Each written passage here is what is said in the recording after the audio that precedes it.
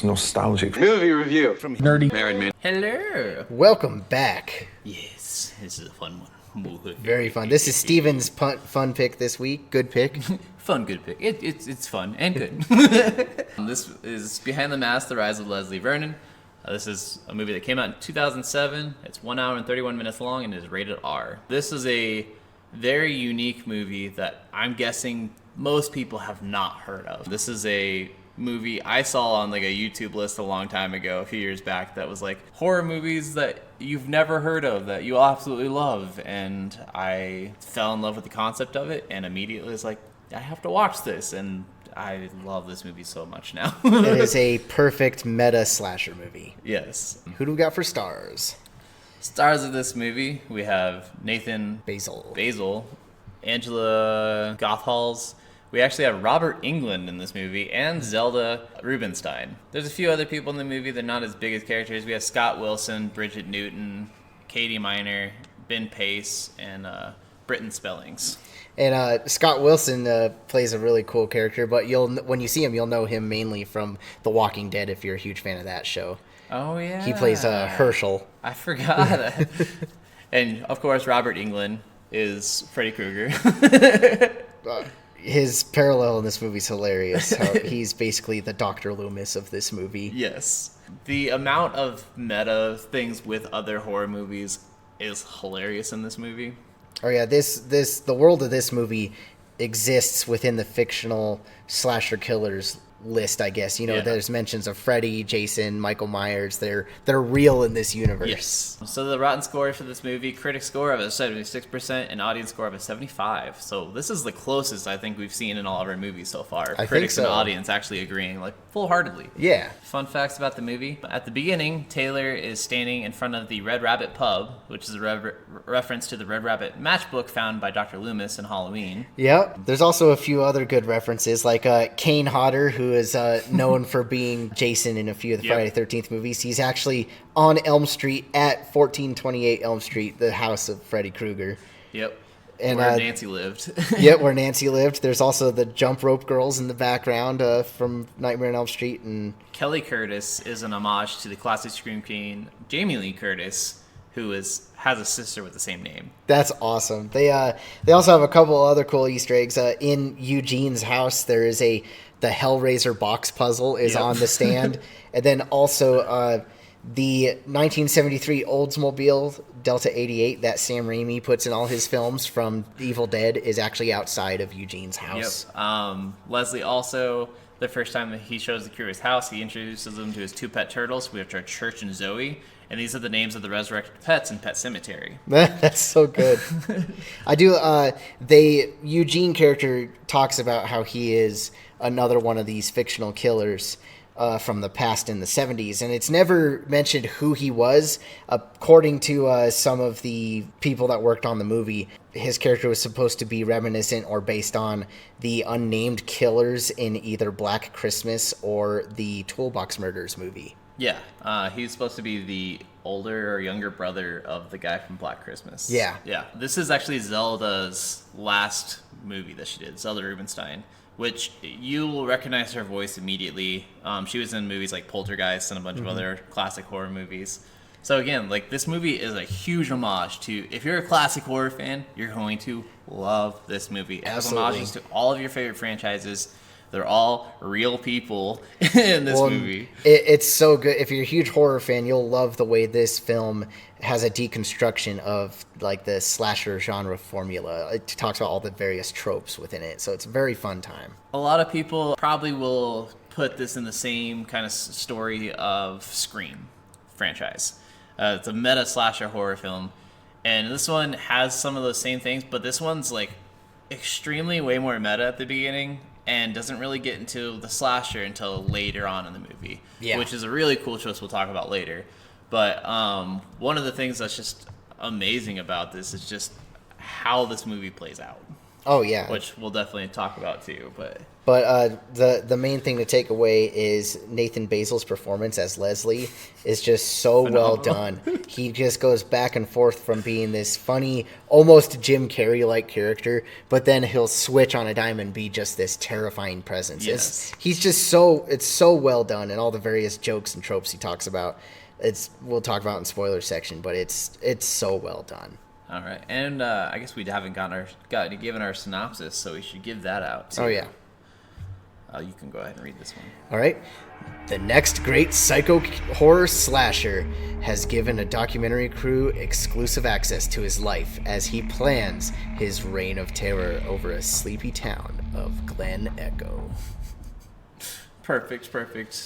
Just great way to say what this movie is without giving too much away. Yep, it's a good synopsis. How did this movie make you feel, and what are your scores? This movie to me was so funny and had times of very much like really awesome slasher. This movie is both like incredible, really smart, really fun to watch. Just all around, I felt like this movie was a great movie. And honestly, especially for a horror franchise movie, like there's not many horror movies that get this high of praise. And I give it a lot more praise than critics and the audience do. I actually gave this movie a flat 90. Oh, okay. I think this movie is fantastic. I've watched it a few times. I love it every time. There's not much I can say that's like terrible about this movie. What about you? Well, this movie made me feel so happy to be a horror movie fan because it just is such a good time. I really enjoyed it. My score is definitely lower than yours, but Fair. higher than the Rotten Tomatoes score. All right. I'd give it an 84. It is a solid B movie. Fair enough. Almost literally in a sense, but it is so well done, and I just think the characters are great, and the way it plays out is both funny and horrific. Yes, I definitely agree. Before we go into our spoilers, we'll talk about our next week, which we're having our, like we always do, our original versus remake. This is slightly not an original versus remake. This is a original and a retelling of how that movie was made. Yes. So this is The Room versus The Disaster Artist. Should be a good time. The Room is notified. Most people say it's one of those just absolutely so terrible it's kind of good movies. And The Disaster Artist is an amazing, critically loved movie that is a depiction of how that movie was made. Yeah, absolutely. So please check both those out and join us next week for that comparison. Yes. And now, on to the spoilers. Spoiler time. Boop, boop, boop, boop. I need a boop, boop, boop, boop button. Boop, boop, boop. Wah, wah, wah, wah. The air horn. Yeah. All right. Well, let's just get into it. I think I'm going to start with some downfalls because it'll be easier to get through the few downfalls before we talk about how fun this movie is. The first thing that kind of bothered me was how easy it was to guess the outcome / twist of the film. So early on, they're talking about trying to find that, the perfect virgin character to kind of focus on for the slasher. And he's pointing out, these couple girls and the main girl he focuses on. And I'm like, it's going to be the leader of the documentary, isn't it? Like, I actually didn't catch that the first time I watched that. Like, I didn't catch on to those clues. And, I was wondering what was going on. And, it always seemed, weird between them. But I didn't understand totally why. Well, you notice, certain times throughout the film, whenever she says something that is kind of out of character for her, out of the, I guess, trope of the virgin character, she kind of gets a little awkward about it. When she says certain things or gets uncomfortable with some of the actions that Leslie takes. True. But, I mean, that one, it's whatever. It's one of my downfalls is I was getting so annoyed that this documentary crew, it felt like they kept forgetting that they were dealing with a killer. Yeah, they almost become buddy and just hanging out with a friend instead of actually hanging out with a and there's times murderer. where they'll just say something or do something, and then he'll kind of snap at them, and I'm like, do you not realize who you are dealing with? This guy is a killer. You're following around. Jeez, come on, you can't do this stuff around him. There was only two other downfalls for me, that is. One was the library scene when they're kind of chasing behind the bookcases. Yeah. It gets really disorienting, I guess shaky cam-like. So, I mean, it's not a terrible thing, but it was like, can you stop? But then the last downfall I have are many of the on-screen deaths are actually not done on screen. Yeah. They're kind of just in the background, or like, you never, for being an R-rated horror movie, I really want to enjoy the gore and the kills and the blood. Like, that's what I want from a slasher film. So most of them are off screen. I found that interesting because in the first, especially in like the first and second, I think, Friday the 13th movie, those movies don't really show many on-screen deaths. They always have the character walk into a room and see a corpse. And that's what this movie did. So I thought it was more of an homage to how those ones were made. Which it could have been, because, I mean, in the first couple Friday the 13th, it's mainly prominent in the first one. There are a couple on-screen kills shown. Yeah. Kind of like in this movie, how there are a few that are shown. And actually, my two highlight kills are one where he stabs the guy in the back base of his neck with the shear. Yeah. And then my favorite kill of the movie is using that post digger, and he Grabs is stabbing the this guy and pulls his heart out of his chest and places it calmly in his hand. Yeah, which I have that as one of those. I love that scene, but the downfall I have for that is that the heart looks so fake. Well, I mean, yeah. But like, to the same extent, a lot of these old horror films looked bad in some of their effects. Well, they looked bad and so good because a lot of it is practical. Yes. And a couple of downfalls for me. I always hate the trope that journalists will do anything for a scoop, which I know that's probably true, but to the same extent, like, would you really do this kind of thing? Risk your life. And especially because the journalist crew would be an accessory for murder for sure. Oh, absolutely. Like, there's no way they're going to be able to post this documentary without getting arrested immediately after. Well, and they even participate in some of the things that they Yes. do, like the whole pulling the brick out from the door to make it scare close. that girl, yeah. I mean, the interviewer of the documentary pulls the brick herself, so right there, she is an accessory. Yep. To tormenting a girl before she is going to be murdered. Yep. That's the only downfalls I have, though. It's just a couple of things about the crew themselves. Yeah, exactly. There's not a lot of downfalls, but the highlights, we can go on probably Yes, forever. But probably. they're great. Like I said earlier, I love the world. It's just a fun meta slasher, and I really love when he's talking about his attention to detail for the traps and the tropes, cliches of horror, and Yeah. even mentions to the documentary girl, like, oh, for really complicated things, we just use CGI. Like, it's just so funny. Oh, yeah, because he's talking about planting evidence, like planting evidence to make him seem like he's connected to those characters. Like, in a lot of these movies, we always, like, make fun of, like, oh, sure, this person's mother's lover, whatever, or this person's long-lost uncle that was a killer back in the day. Yeah. And this is saying that none of those stories are actually true, that we use CGI and we use, like, Photoshop and stuff to edit articles, and then we put those articles in front of them. And, like, him placing the article and then him placing the new film reel inside of the old newspaper. Oh, so funny. Like, so well thought out and so amazing, and just like puts a different perspective. And like, we're talking about him like prepping and stuff. I love how much research and prep these killers go through, and he talks about how you have to be able to run like a gazelle without getting winded. Plus, there's that thing where we have to make it look like we're walking and have to stay close to you, and it's really tough. It's really tough. You have to do so much cardio and workouts to be able to do these things and be this strong. Like, Well, I also love the whole traps and preparation, where he talks about how he makes it seem like getting people to escape through the windows onto the roof, and he, kind of pre-cuts branches on trees so that they break, and he already also cuts the big branches off so they can't use those. Or when they run into a tool shed and looking for a weapon, he's like, we place weapons up front, and I kind of just rig them all to be able to break after one swing. Yep. Because they're always going to grab the first thing they see that looks deadly. Exactly. They're not going to go to the back. Like this sledgehammer, I loosen the top, so as soon as they swing it, the head just flies off. Yeah, he talks about how he broke the axe already and re-put the head on. He's like, it should break after the first swing. Hopefully she doesn't make it count. So much of that. And I love how they have the sensory deprivation tank to practice being able to look dead when needed. Like when they have those moments in the movies where you're like, someone needs to make sure that killer's dead, and then they turn away and then the killer's gone.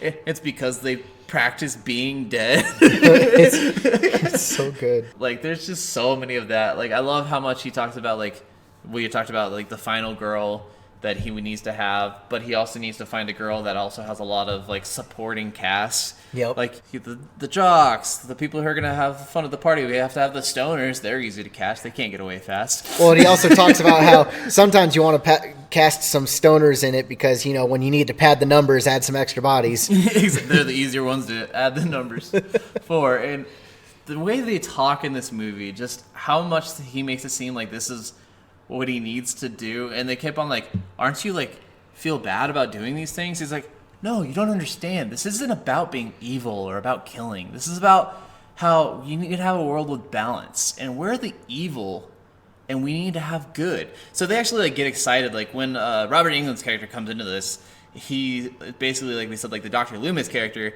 he's trying to stop him from doing these murders. Yep. And when he first comes in, he goes and tells his like friend that he's been like learning how to be a serial killer from. And he's like, I got my Captain Ahab! I got my Captain Ahab! And they're like, what's a Captain Ahab? Oh, Captain Ahab is that person that you want to try to stop you. He's the person who's going to show up in the final scene. He's the person who's going to try to stop me, and let's see if he's going to be able to. Oh, I'm so excited for this. And he's like, he wants the fight back. He wants the final girl to have this fight against him. He wants everything. That I love the all the yonic imagery. And she's like, what's yonic imagery? And he's like, oh, it's really important in my line of work. It's the opposite of phallic imagery. So I have like the opening to the apple orchard is her coming out of the womb and her becoming a new woman. And I have the closet being the womb. I think that's you were going with that. Oh, yeah, the closet, he describes it as...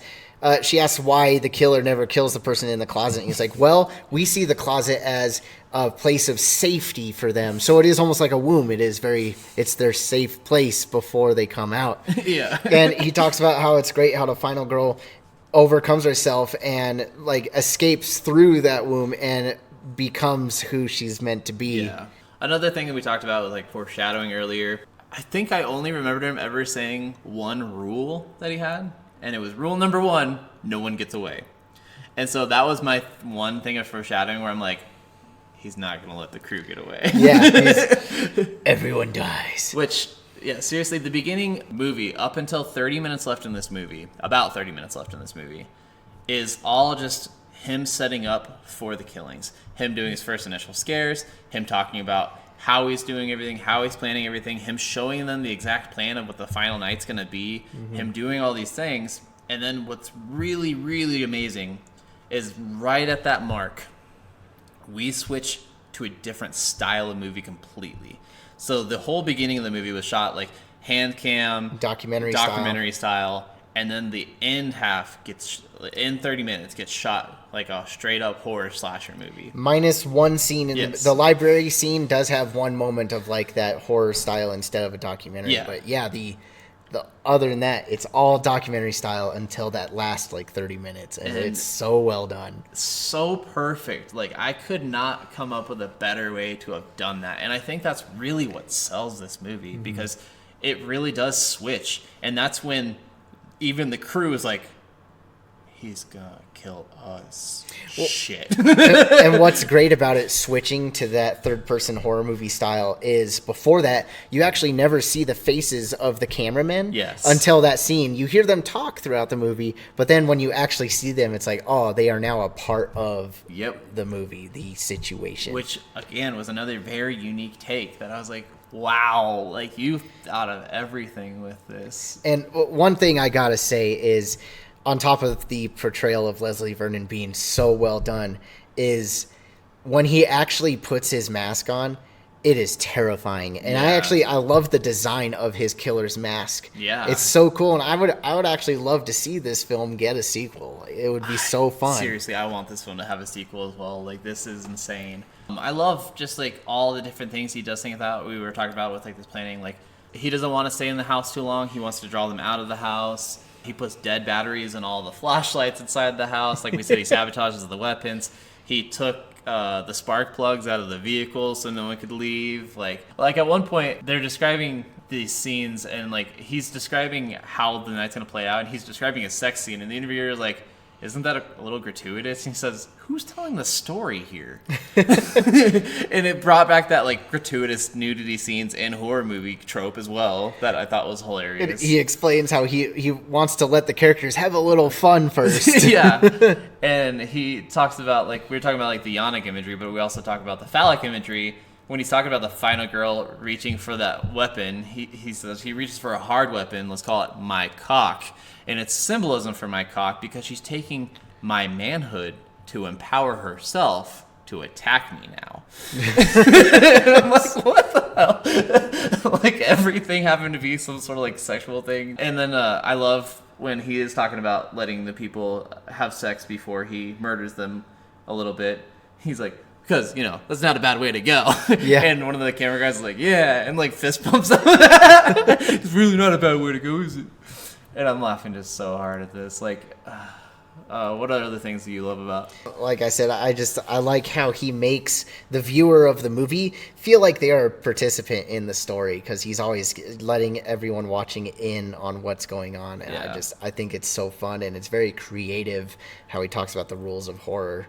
Well, and I love, too, that, like, when he goes over the plan with the crew of that final night, all of his plan actually does come to fruition, just in different ways, with involving them now. Yep. The way he, like, subverted the trope of finding the two couple that had sex naked, dead together, and putting them in the van later, and having them stumble upon it, having the main documentary trick end up being the final girl. Like, so many of these things, like, and that was interesting too. The girl that they were following, she was the first one to have sex, and we see her have sex, and we're like, wait, you're supposed to be the virgin. What the hell? He planned it all that way from the beginning. Yep. And everyone, like, yeah, like, I like how the teens figured it out too. Like, when they, like, how long have you been following us? It doesn't matter. Like, wait, you're the girl. You're the one who's supposed to stop him. Yep. And she goes, I think you're right. Like, Yep. damn it. And I love that at one point she's like, you're sadistic and a genius. And he's like, thank you. There's just so many small things, like a couple other lines that I loved. Like, I talked about the gazelle one already, but I love when he's showing them the turtles. He's like, I only keep pets that I can eat. And he just looks at the camera and smiles. It's just so weird. And I absolutely love that it's not even a post-credit scene, it's just the credit scene. It's done during the credits, not post-credit or mid-credit. I'm way more loving of this style of things in movies than having to wait for a mid-credit, another mid-credit, and then a post-credit scene. Yeah. Like, I hate having to watch, like, I don't mind watching some credits and stuff, but I love when movies actually put it, like, through the movie as well. One of the things that I absolutely loved is we see earlier, like, when he's preparing, he's putting this facial cream on, and she's, like, asking what it is, and he was saying it's, like, preparation H or whatever to make it so his blood vessels don't pop up to the top of his forehead, to make it so he doesn't get as exhausted, he doesn't have as much wrinkles. And he's like, also, I put some flame retardant in it. Yep, so he can survive being burned. And then she tries burning him. And I was like, wow, you really thought of everything. That's the way she tried to kill him. And so we know, if you paid attention to him wearing that flame retardant stuff all over his entire body, he probably didn't die in that fire. And we see him in the during the credits, we see, like, the coroner bring out the body. We see him start prepping some stuff, getting some paperwork around, putting on some music, doing a bunch of things. And right when the title screen appears, and it says The Rise of Leslie Miller right at the bottom of the screen, Leslie Miller sits up. Or Vernon. Leslie Vernon. Why did I say Leslie Miller? Leslie Vernon rises up right when the title screen rises to that point. And I thought that was another really small, slight touch that I just loved. Well, I also love that end credit scene, mainly because it's one of those scenes that you would always see in these typical slasher movies at the beginning of the direct sequel. Yes. Because at the end of the original movie, you see that the house burns down, or the killer is dead. And then at the beginning of the sequel, the trope is it starts in the coroner's office, and they're getting ready to, cut open the body, and the body wakes up, and it's just so perfect. Prime example of what David's talking about is the new Halloween movies. In the newest Halloween movie that came out in 2018, he's in the house and he's burning. And then in the sequel, we see him escaping the house and killing all the firefighters. Yeah. And so it's just one of those things. Like we said, it's a classic movie trope, but it's in this movie as well without having to have a sequel. Well, the other example that I think it pulls straight from is the Friday the 13th franchise. Between the second and the third movie, or the third and the fourth movie, Jason dies, and then at the beginning of the next movie, he is actually in a coroner's office, and his hand falls, and they think he's still dead, but then he actually gets up and he kills the nurse and the coroner and everyone there. And it's just, it's a really good, I guess, parallel. Yeah. I loved when he's talking about this code of ethics and like the closet being a sacred place. She's like, so does that mean you're pro-life? And he just glared and he's like, anyways. There's just so many like subtle moments. Like we said, the main guy of this movie, Nathan Basil, is just incredible in the way he acts this movie. He is creepy as all hell. He's funny as all hell. I don't know if you've seen this movie, but it really reminded me of Creep. I don't know if I've seen that one. Creep is a movie where he gets someone to film him for a day because he says he's like dying or whatever, but then he ends up killing that person and being really creepy to that person and then like stalking them over a period of time and stuff like that. So it's a lot of similarities in a way, but that one, like the main actor in that really reminds me of like his style of acting, and it was Mark Duplass, I think, was the main actor in Creep. But it's just incredible the way that they can be this weird and dark, but also be like comical and funny and really fantastic. Oh yeah, absolutely. So this film was definitely worth giving a watch. I'd even say own it. It is, if you're a huge horror fan, go buy it. Don't even rent it. For sure. Especially if you, like we said, if you are a classic horror fan, you're going to enjoy this. Go check it out. And I think that's all I have. Do you have anything else? I think that's all I have too. All right. It's well, just a fantastic one. Thank you for tuning in again and seeing our take on Behind the Mask. Again, next week, we are looking at The Room versus The Disaster Artist. Yes. So please join us then and watch those movies.